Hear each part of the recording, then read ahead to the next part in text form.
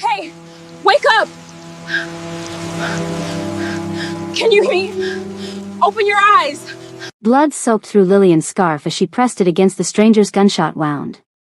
Rain hammered the dark Busan alley, mixing with the crimson pooling beneath them. The man's eyes, sharp even while dying, locked onto hers with an intensity that should have terrified her. It did terrify her. But her hands didn't shake. "Stay with me," she commanded in broken Korean, her Kenyan accent thick with panic she refused to show. "Don't you dare close your eyes." Please, wake up! The man's lips moved. No sound came out, but she read them clearly. "Run." Too late. Headlights flooded the alley like spotlights on a stage she never auditioned for. Car doors slammed. Footsteps, measured, unhurried, confident. Men in black suits emerged from the rain, their guns drawn with practiced ease. And that was when it dawned on Lillian that she'd just saved the wrong man. She should have just let him die. Hello and welcome to Afro-Korean Romance Stories. You definitely don't want to miss out on what happened next. Was Lillian wrong for saving a stranger? Like this video and hit the subscribe button to support our channel growth. Let me know what you'd do if you were in Lillian's situation. Lillian's blood-soaked hands rose slowly. Her nursing textbooks hadn't prepared her for this. Nothing in her 19 years of life had prepared her for this. The dying man beneath her groaned, and her instinct overrode her fear. She pressed harder on the wound. "Please," she said to the approaching shadows. "He needs a hospital." "No hospitals." The voice cut through the rain like ice through skin. The man who stepped forward made her breath catch. Tall, lean, with a scar running from his left ear to his jaw. His eyes were darker than the Busan night, colder than the rain soaking through her clothes. Power radiated from him, not the kind that came from the gun in his hand, but something deeper, more dangerous. Kang Soo-hyun studied the scene before him. His younger brother Jun Seo bleeding out. A foreign girl, African, young, terrified but not running, keeping him alive with nothing but pressure and determination. "Who are you?" His Korean was crisp, cultured, at odds with the violence surrounding them. "I'm..." Lillian's voice cracked. She swallowed, tried again. "I'm just trying to help." The bullet's still inside. No exit wound. "He needs surgery within the hour or..." "I didn't ask for a diagnosis." Soo-hyun nodded to his men. They moved to lift Jun Seo. "I asked who you are." "Lillian Wanjiku. Nursing student." The words tumbled out as she watched them carry the injured man to a black SUV. "Please," I stabilized him, but without proper treatment. "Get in the car." Her blood turned to ice water. "What?" "No, I..." The distinctive click of a gun cocking behind her ended her protest. One of Soo-hyun's men had moved while she watched the others. Professional. Practiced. Lethal. "That wasn't a request, Miss Wanjiku." Soo-hyun's pronunciation of her Kenyan name was perfect, unsettling. "My brother's blood is on your hands. That makes you involved." 3 minutes into her nightmare, and Lillian understood with crystal clarity, she could die here in this alley, another foreign student who disappeared into Busan's underworld, or she could get in the car and possibly survive. Her grandmother's voice echoed in her memory. "Sometimes, child, the only choice is to move forward through the storm." She stood slowly, legs trembling, and walked to the SUV. The leather seats would be ruined by blood. Such a strange thing to think while being kidnapped by what she now recognized as organized crime.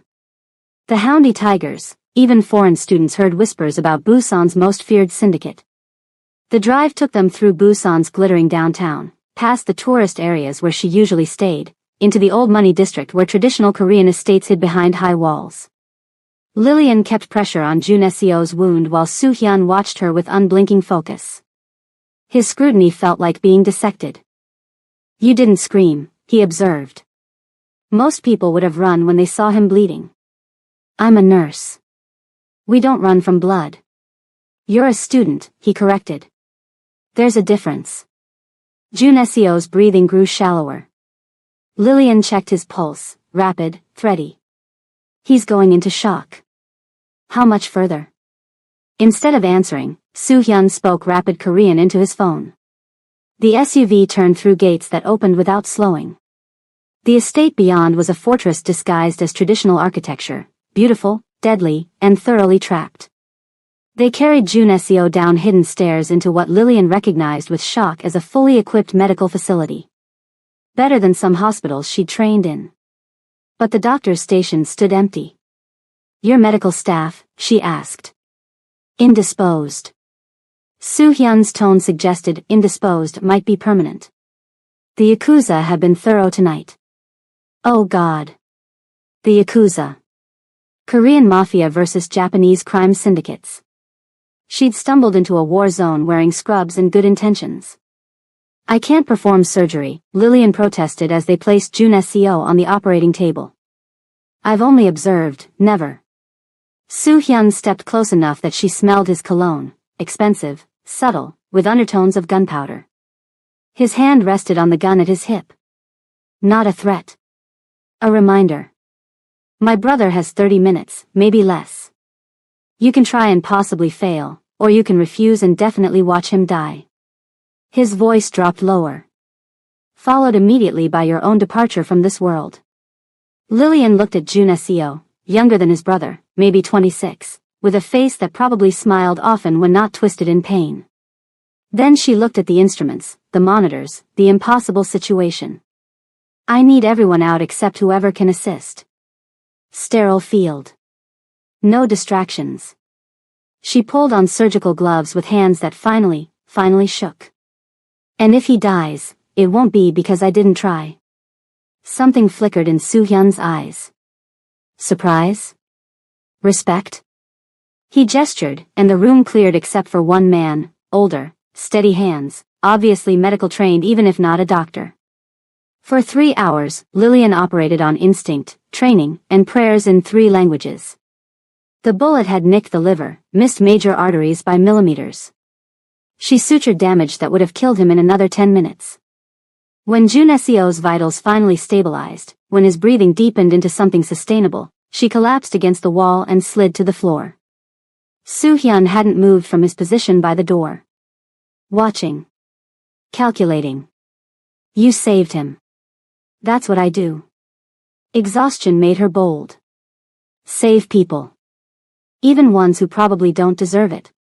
What makes you think my brother doesn't deserve saving?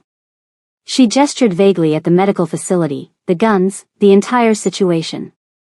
This isn't exactly a meditation retreat. He almost smiled. Almost. No. It's not.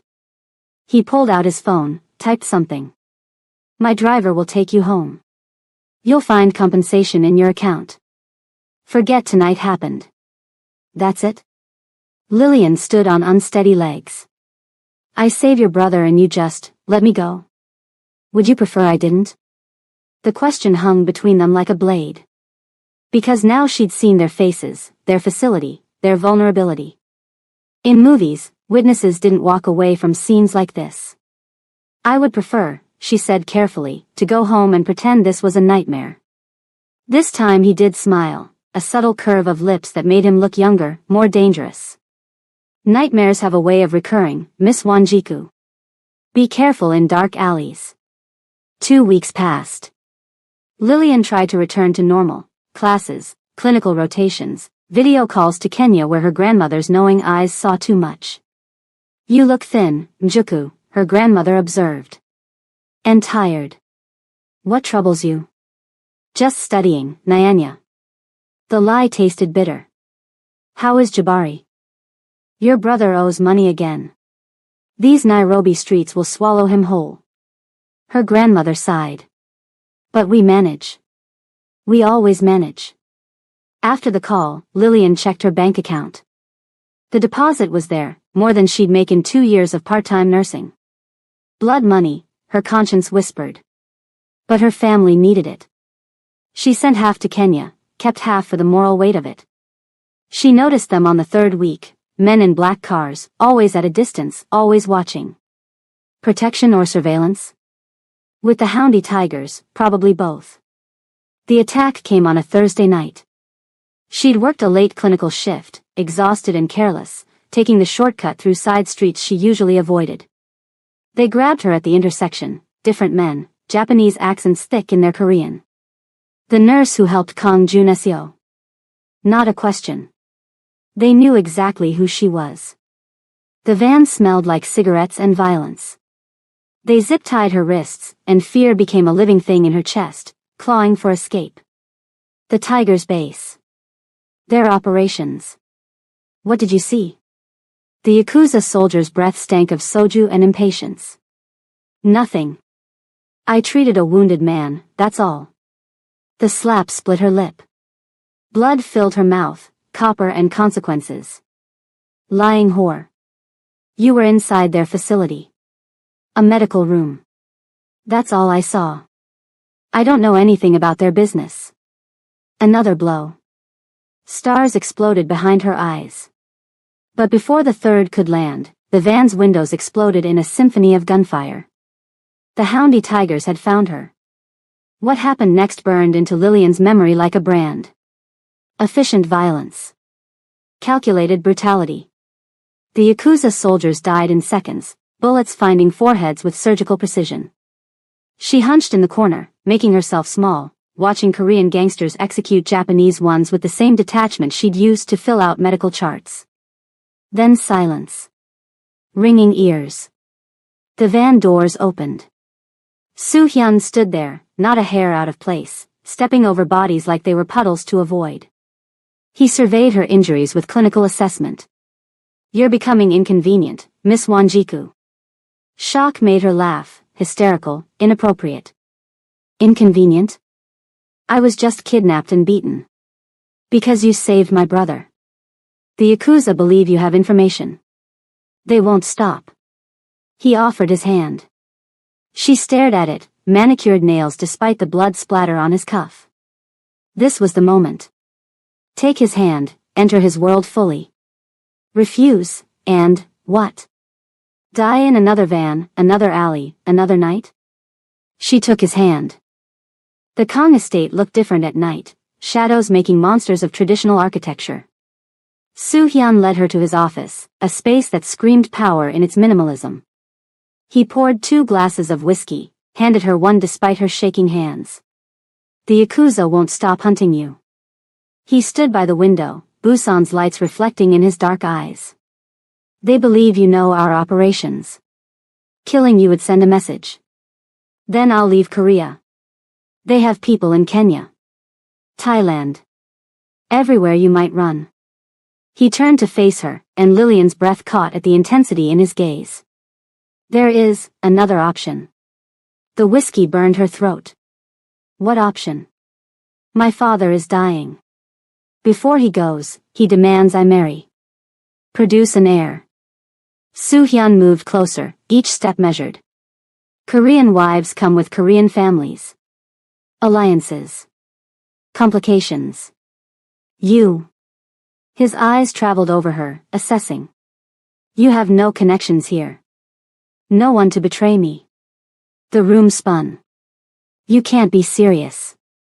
Marriage to me makes you untouchable. The wife of the Houndy Tiger's leader cannot be harmed without declaring war. He placed a folder on the desk. Photos spilled out, her grandmother, her mother, Jabari, her little siblings. Your family would have my protection. Resources. Everything they need. Lillian's hands trembled as she touched her grandmother's photo. They weren't threatening her family. Not yet. But the implication hung heavy. The Yakuza would eventually find this weakness. This is insane. You don't even know me. I know enough. Soo-hyun sat across from her, elbows on knees, bringing them eye level. You saved my brother when you could have run. You didn't break under Yakuza interrogation. You have medical skills we need. His voice dropped. And you interest me. That admission sent heat through her despite everything. Interest isn't marriage. In my world, marriage is rarely about love. It's about survival. Strategy. He leaned back. You have 12 hours to decide. Stay here tonight, guest room, guards, safety. Tomorrow, give me your answer. The guest room was luxury incarnate, but Lillian didn't sleep. She video called her grandmother at 3 a.m. Korea time, noon in Nairobi. Nyanya, if you had to choose between freedom and family safety. Her grandmother's knowing eyes softened. Child, freedom means nothing if those you love suffer. We carry each other. That's what makes us human. Dawn came with her decision. She found Soo-hyun in his office, looking like he hadn't slept either. I have conditions. His eyebrow raised, surprise at her negotiation. State them. My family receives monthly support. Enough for everything, medical care, education, safety. Done. I continue my nursing studies. With security. Acceptable. I won't participate in violence. I won't help you hurt people. You'll help us heal. Nothing more. Lillian's throat tightened. And the marriage itself. You won't force anything. Something dangerous flickered in his eyes. When you come to my bed, Lillian, it will be because you want to. Not because I demand it. The confidence in his voice, when, not if, should have infuriated her. Instead, heat pooled low in her stomach. That won't happen. His smile was predatory, patient. We'll see. He extended his hand. Do we have an agreement? She took it, sealing her fate. We do. We marry in 3 days.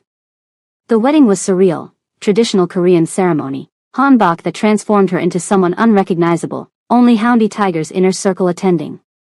Jun Seo, recovered now, smiled at her with genuine warmth. You saved my life, he whispered during photos.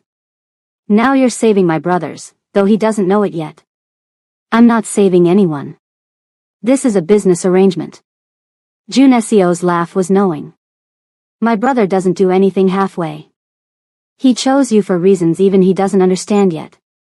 The ceremony passed in a blur. When Soo-hyun placed the ring on her finger, his thumb stroked her palm, subtle, possessive, making her shiver. That night, he walked her to her bedroom door. Separate rooms, as agreed. Your family's first payment was sent an hour ago, he said. Your grandmother's medical care starts tomorrow. Tears burned her eyes. Thank you. He reached out, thumb brushing away an escaped tear. Don't thank me. You're paying for it with your freedom. Maybe, she whispered. But my family's freedom matters more. Something shifted in his expression, surprise, perhaps respect. He stepped back. Good night, wife. The word in his mouth sounded like possession and promise combined. 3 months passed in strange adjustment. Korean lessons every morning. Dinners with Soo-hyun every evening, formal, quiet, but gradually less tense. She learned his tells, the slight tightening around his eyes when business went badly, the way he rolled his shoulders when exhausted, how his voice dropped an octave when truly angry. She treated injured tigers in the estate's medical facility, becoming their unofficial doctor.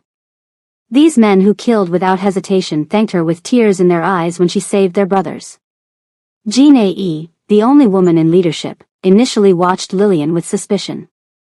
But when Lillian treated a knife wound on Jin Ae's ribs without asking questions, without judgment, something shifted. You're not what I expected, Jin Ae admitted. What did you expect? A weakness. A liability. Jin Ae studied her. But you're neither, are you? You're his anchor. I'm his arrangement. Nothing more. Jin Ae's smile was knowing. Have you seen how he watches you when you're not looking? That's not business, Uni.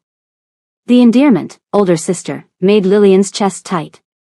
She was being accepted, integrated, transformed. Comment below if you're Team Lillian or if you think she should run. And don't forget to subscribe for more stories like this one.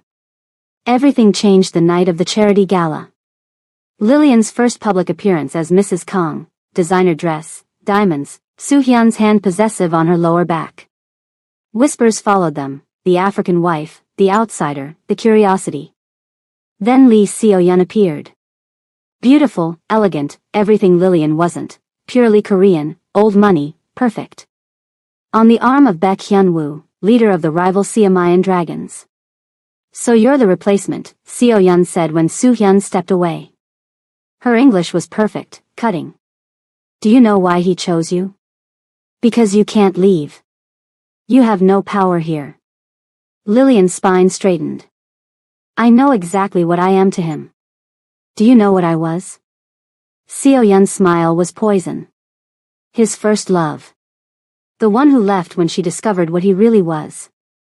A killer. A monster. Then you were weak. The words came out before Lillian could stop them. You ran from the dark parts. I stand beside them. Soo-hyun materialized behind her, hands settling on her hip. He'd heard everything. Seo-yun. Your husband is looking for you. The dismissal was clear. Seo-yun retreated, but her eyes promised this wasn't over. In the car, Soo-hyun's knuckles were white on the steering wheel. You defended me. You're my husband. In public, we're united. And in private? She turned to study his profile, sharp, dangerous, unexpectedly vulnerable. In private, we're still figuring that out. He pulled over suddenly, turning to face her fully. You're not what I expected, Lillian. What did you